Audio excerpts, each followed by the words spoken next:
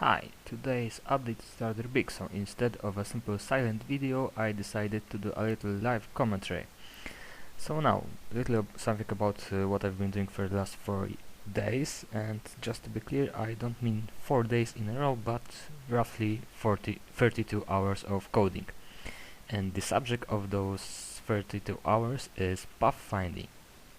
Basically, what I started with is the most simplistic movement algorithm, which doesn't even deserve the name pathfinding, simple turn towards the target and accelerate. Obviously, this one has some troubles with obstacles, as you can see, bumped into a wall and it's barely moving. So, the first step is obviously to avoid those obstacles, and to do that I need to detect them. And the simple trick that was used here is something called the Bresenham algorithm. The Bresenham algorithm is something used mainly for drawing straight lines in Paint and other painting programs. And with a little modification, this algorithm can tell me if this straight line that I am drawing bumped into something like a building or other obstacle. As you can see here, when I turn on the Bresenham algorithm, I can move in a straight line, but when the straight line bumps into a house, well, I decided no, I don't want to move into a house, to crash into a wall. So what's the next step? Now let's move back a little in time to the time of my studies in the IT department. And during those studies I learned about several pathfinding algorithms, graph pathfinding algorithms, and there were several of those that based on the same principle. They basically were iterative algorithms, and in each iteration we had a set of partial paths from which we retrieved the best path, and what exactly is the best path will be explained later. And from this best path we created a new path by adding to this by adding the next possible step from the list of neighbors of the last node. So basically we expanded the best path into a series of alternatives. Now in 1956 Etzker W. Dijkstra said, "Let the best path be the one that is the shortest." And so the breadth first search algorithm came to life. This one is probably the most commonly known algorithm, because it guarantees us our shortest path, and it well, is quite fast, but it's not really fast. The next algorithm, that is the simplest case of the best first search algorithm, otherwise known as the greedy algorithm, is this one.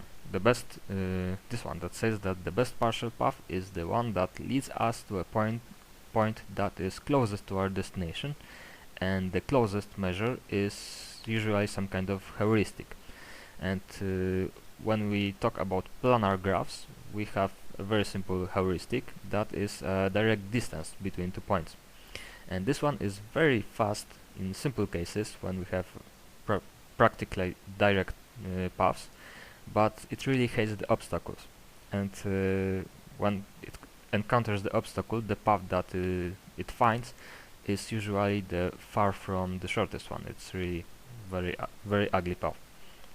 And the last one that I want to talk about is the famous A star algorithm. This is the direct child from the two previous algorithms, and it says that the best partial path is the one that has the lowest sum of the length and the heuristic. So basically it is the sum of the Dijkstra and greedy algorithm, and it really takes the best from its parents. It's as fast as greedy algorithm in very simple cases, and it is guaranteed to find the shortest path even in complex graphs. Now let's go back to our little guy and see what it does when we turn on the A star algorithm. As you can see, it can find the path around the obstacles, and even into those really nasty labyrinth, but it takes about half a second to go into the algorithm, especially if I move back a little. So what does it tell us? It tells us that it is quite fast, but not as fast as we wanted. So how to speed it up? The most common way to speed up this algorithm is to, well, use bigger blocks. I don't want to move between the unitary points on the map. I want to use between clusters like so. And each cluster each cluster is created from the borders between the clusters, and each border remembers the paths to other borders inside the same cluster.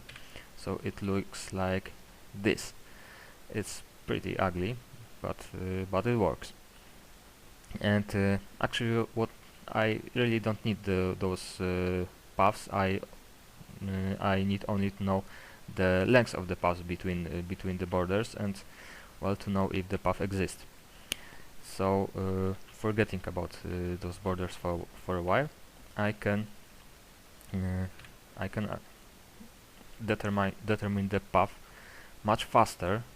Now it takes me 70 milliseconds, even 42 if I'm closer, to find the path into this algorithm. The same path that would take me about half a second to find using the straightforward A-star algorithm. But it's still not as fast as I would want. So what I can do is I can delay the finding of the